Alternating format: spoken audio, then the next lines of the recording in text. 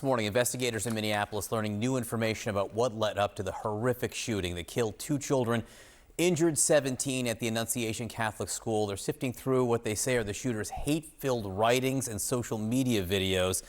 Let's get right to Brian Todd for the very latest on all this. Brian, what are you learning?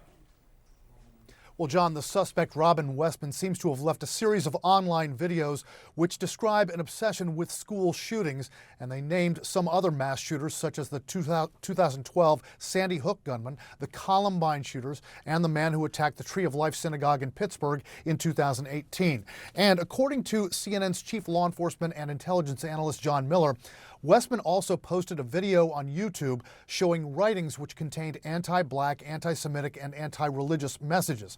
Some of the videos the suspect posted are just outright bizarre. There is one of Westman simply reading the manual for a clothes dryer. That video goes on for several minutes. Now, in one video, the suspect pages through a handwritten notebook. One video shows guns and gun magazines with various messages and racial slurs written on them. One magazine says the words "psycho killer" on it. Now, Minneapolis Police Chief Brian O'Hara had this to say about the shooter's weapons and about his writings. As to the weapons used to perpetrate this horrific attack, there was a rifle, a shotgun, and a pistol. All 3 had been lawfully purchased by the shooter.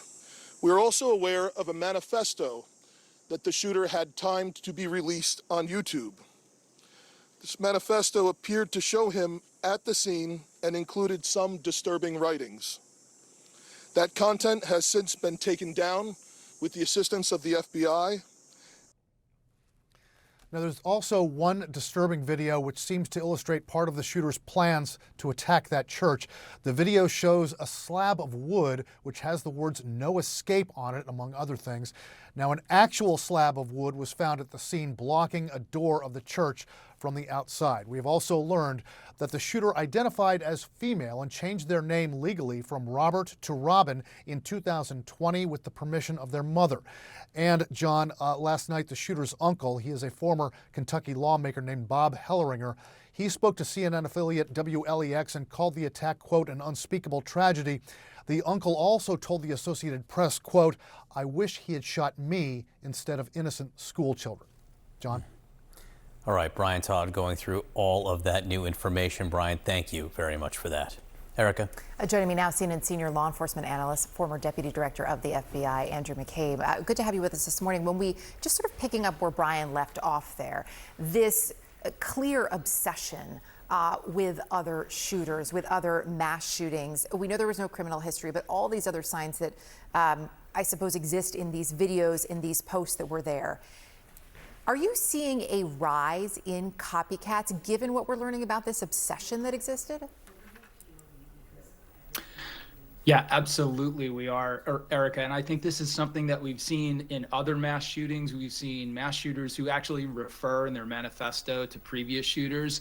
But this one is really remarkable to me in that respect. I was looking at, I haven't seen the manifesto, so I can't say whether there are specific references to the 2023 Covenant School shooter in Nashville. But if you look at that situation and this one, there are remarkable similarities. So both were in their 20s, both targeted religious schools that they formerly attended, both brought 3 weapons to the crime, both purchased those weapons legally, both drove to the attack site and left a vehicle there, both posted manifestos in which they raged and expressed grievance towards numerous ethnic groups and religions, a real broad stroke of kind of anger there. Both sought to kill children, young children specifically. And I think the most important here is both were students of other mass shooters.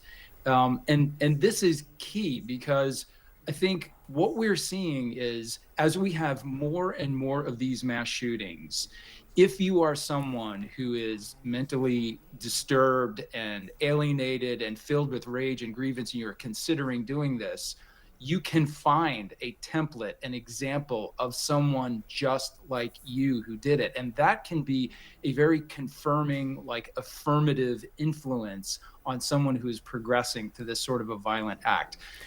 This could be really an indicator of a expansion of the type and number of people who get into this, who are drawn to these despicable acts of violence. And the alarming question in there too, or maybe alarming is not the right word, but when we look at it too, it's this balance too of information balanced with a concern about unintended influence as we look at this incident at others. Yeah. How do you balance that? It's very hard. I mean, our instinct as certainly as investigators, but as a society in general, is we want to know as much as we can about this. And the general public is obviously drawn to these stories. We hope that understanding the gravity of these situations, in some instances, you know, the really gruesome details of what happened here will finally compel people to take steps to to prevent these acts of violence. But it has that double-edged sword quality to it. As we put more and more of these details out, there are those among us who are maybe drawn to this stuff, maybe have that particular cocktail of grievance and rage and alienation and, you know, Lord knows what other issues. And we're in some ways giving them more details to feed upon, to go through that developmental cycle. We know this person spent a lot of time in that planning cycle, acquiring weapons, writing those messages, taping videos. So there is an awful kind of teaching element here that goes both to the general public and to people who might be drawn into this activity.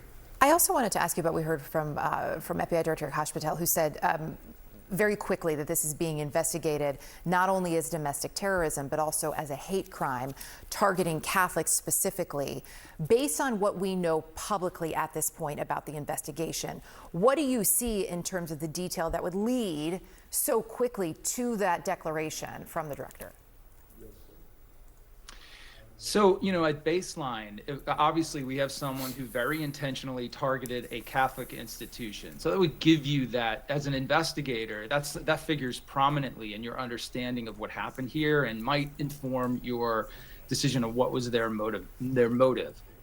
However, in the manifesto, which is probably the most specific recitation of the shooter's actual beliefs and motives, it's not that clear. Apparently, there are numerous ethnic groups and religions. There's anti-Semitic language in there. So it doesn't, I don't know that we have very hard evidence of a Catholic specific focus other than the physical things that we've observed, the targeting of that institution. So it may actually very well be the case, but I think right now investigators have to keep a broad kind of spectrum of options available to them. And at the end of the day, it doesn't actually matter because the person's not going to be charged. They're dead. There won't be a prosecution here. It's just important that we keep digging to the bottom of this to really understand whatever those motives were. Yeah. Andrew McCabe, appreciate your insight as always. Thank you.